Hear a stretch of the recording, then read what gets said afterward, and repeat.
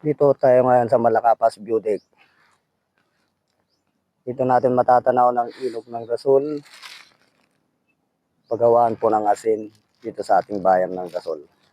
Tapos, ito po yung munting bakas na pangkape. Dito natin iiwan sa may... Takpan na lang natin ng damo para mas madali nilang hanapin.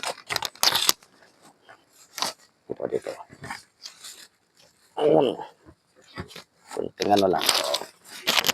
Tignan nyo kung saan siya banda. Ito lang siya. Itong kahoy na to. Yan natin.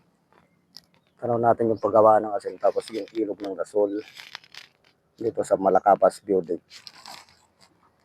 Dito ko po tinago yung munting bakas na pangkape. Tignan natin ito. Tignan tong daan. At doon siya. Comment na lang po kung sino nakakuha. Thank you.